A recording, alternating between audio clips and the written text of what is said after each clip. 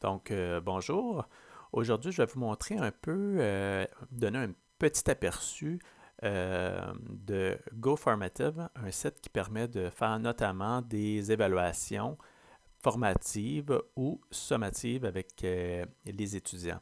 Donc, l'avantage de cette plateforme-là, plateforme web, c'est que vous pouvez utiliser notamment les évaluations que vous avez déjà sous forme de Word ou de PDF et les incorporer pour créer vos évaluations. Ou vous pouvez créer des évaluations à partir de zéro aussi. Donc, c'est assez flexible comme outil.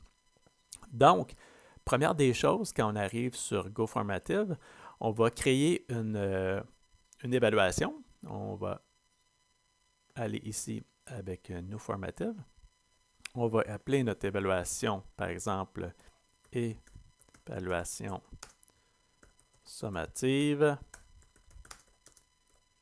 hiver 2020. Et là, je lui donne un nom. À ce moment-là, puis là, je suis dans l'onglet Edit, donc l'onglet pour, dans le fond, travailler mon évaluation. Là, je vais aller sur l'onglet Plus. Et sur l'onglet Plus, j'ai plusieurs options. J'ai plusieurs types de réponses, de questions que je peux poser, même des questions sous forme audio, par catégorie, des graphiques, des associations, des choix multiples, des sélections multiples.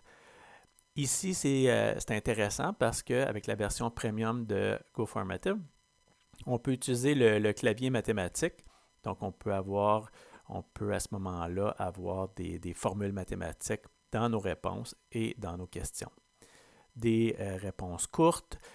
Show your work, ça c'est bien parce que ça va permettre de répondre aussi c'est l'étudiant qui va pouvoir dessiner ou écrire une réponse au long à l'enseignant, puis l'enseignant va voir cette réponse-là, on va voir ce que ça donne tout à l'heure, ou des vrais ou faux. Puis ça, c'est une série de questions qu'on peut poser aux étudiants. On a aussi du contenu parce qu'on peut créer dans GoFormative vraiment des cours asynchrones. Donc, on peut rajouter des blocs de texte, de la vidéo, des écrans blancs, de l'audio, des images et rajouter des questions. Donc, on pourrait faire vraiment un cours asynchrone complet avec le contenu du cours et des questions associées pour faire des évaluations formatives en cours de route. Donc, faire vraiment des cours autoportants. Pour l'instant, je vais vous montrer la façon de faire pour incorporer une évaluation qu'on aurait déjà fait auparavant, puis on voudrait l'incorporer ici pour la donner à nos étudiants. Donc, j'ai l'option pour Upload Your Own Content ici, pour des PDF, des .doc ou des Google Docs. Donc, je vais aller chercher un fichier juste ici, sur mon ordinateur, ou un Google Drive si vous avez un Google Drive. Je vais aller chercher un dossier, par exemple, examen intra 1, juste ici. Je vais ouvrir ça. Et là, we are now processing your file. Donc, le logiciel est en anglais, mais vous pouvez faire vos évaluations en français sans problème. Donc, j'ai mon examen juste ici, le PDF que je donnais auparavant aux étudiants avec mes points, les lignes, tout ça. Et là, à ce moment-là, je vais associer des questions à chacune de mes questions. Donc, je vais cliquer sur 1, par exemple, pour ma première question. Donc, ma première question qui était « Quelle est l'unité de mesure de la vitesse du processeur informatique? » Donc, c'est une réponse courte. Donc, j'ai le choix, je peux choisir « Short Answer », par exemple, dans ce cas-ci. Et je peux taper ma question, mais l'étudiant va quand même voir la copie papier. Donc, c'est facultatif, mais c'est quand même une bonne idée de recopier ou de copier-coller la question. Mesure de la vitesse du processeur informatique. Puis ici, on peut marquer la bonne réponse. À ce moment-là,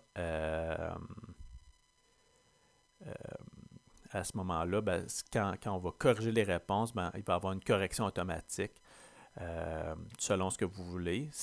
parce que des fois, les étudiants ne répondent pas nécessairement la bonne chose, mais ça peut être accepté. Donc, c'est libre à vous de marquer ou non la bonne réponse ou de le corriger plus tard. Là, je vais aller à la deuxième question. Quel est le rôle de la mémoire vive? Donc, à ce moment-là, je vais à la deuxième. Et là, c'est un petit peu plus long, fait que je vais faire « Show your work ». Et là, je peux marquer la question. Quel est le rôle de la mémoire vive? Et c'est ce que va voir l'étudiant Edit Background. Donc, si on clique là-dessus, l'étudiant va pouvoir dessiner ou écrire du texte effacé pour donner sa réponse. Donc, la réponse va être donnée à ce moment-là à l'enseignant. Donc, on continue comme ça. On peut faire toutes nos questions. Puis aussi, au niveau de la notation, par exemple, là, ça vaut 1 point. On a le nombre de points qui est attitré juste ici. Et, par exemple, la question numéro 3. Quels sont les 3 types de disques durs?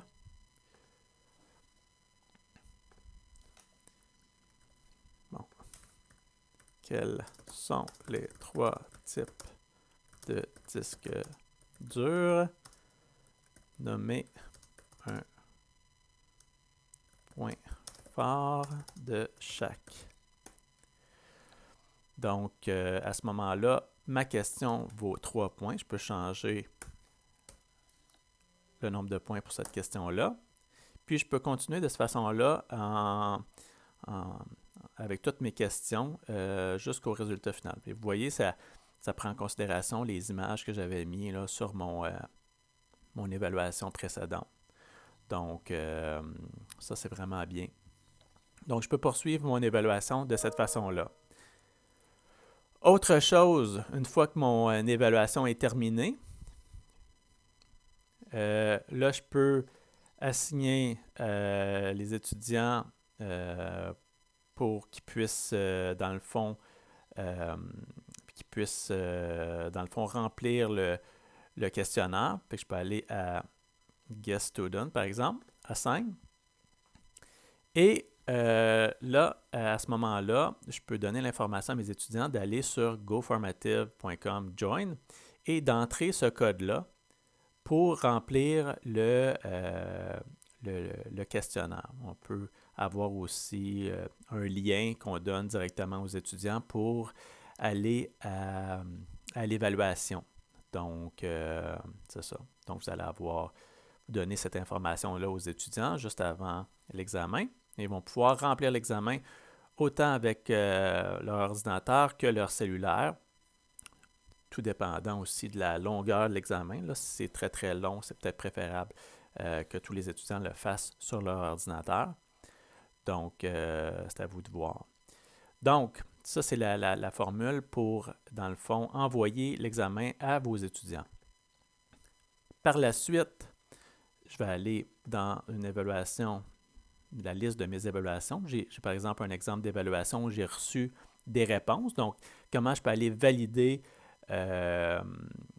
l'évaluation, voir si les étudiants ont répondu la bonne chose et pouvoir évaluer le travail des étudiants. Je sélectionne la bonne évaluation. Je vais aller voir View Responses, juste ici. Et là, je vais pouvoir voir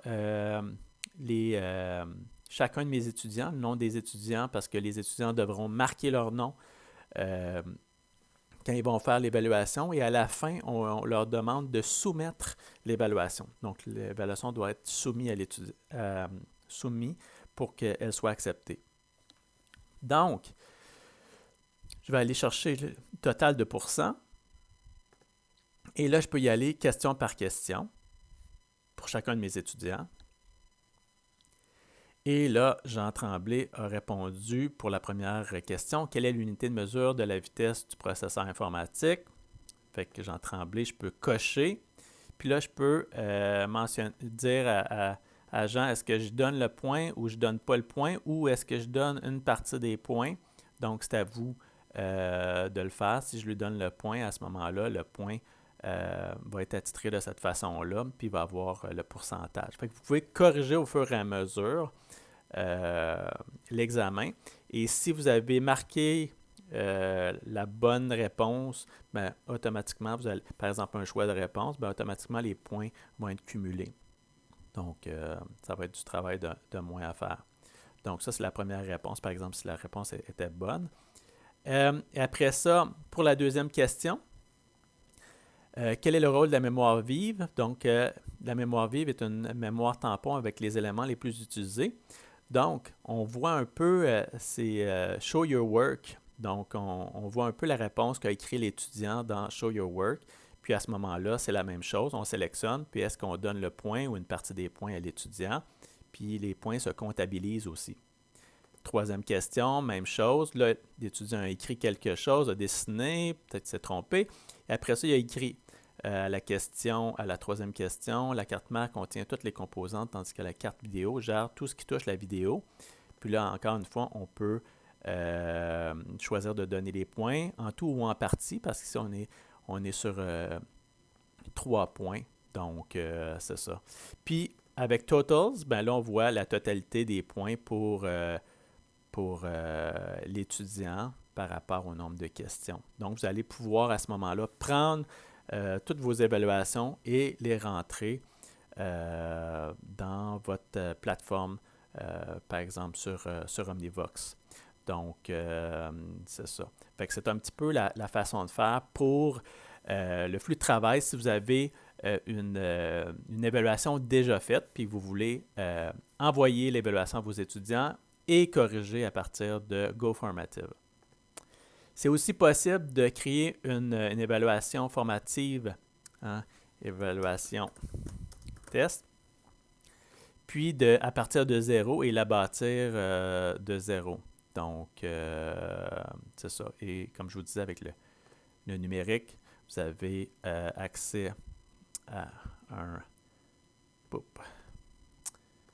au clavier, par exemple mathématiques, et là, vous pouvez écrire avec le clavier mathématique vos équations, tout ça. Les étudiants y ont accès aussi, ou ils peuvent l'écrire dans Show Your Work. À ce moment-là, ils peuvent le dessiner ou l'écrire. Donc, ça, c'est vraiment bien. Fait que vous pouvez choisir de bâtir votre évaluation en faisant plus, puis bâtir des questions. Et vous avez aussi, pour vous inspirer, une librairie, parce qu'il y a toute une librairie, une bibliothèque de cours asynchrones qui ont été faits et d'évaluations qui peuvent vous donner des idées aussi. Donc, si je vois par exemple la structure atomique et le tableau périodique, c'est en anglais, mais ça va vous donner une idée, ben, il y a une évaluation qui a été faite de cette façon-là. Hein? Vous voyez, avec des 1, 2, 3, de cette façon-là. Puis c'est des questions avec une évaluation qui avait déjà été écrite. Puis ensuite, les étudiants mettent leurs réponses. Bonding, Fondation de la chimie. Donc, on a du contenu de cours juste ici. On a des questions aussi par la suite.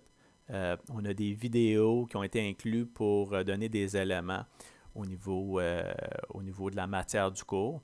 Donc, on peut vraiment bâtir un cours complet asynchrone dans GoFormative aussi. C'est possible de faire ça.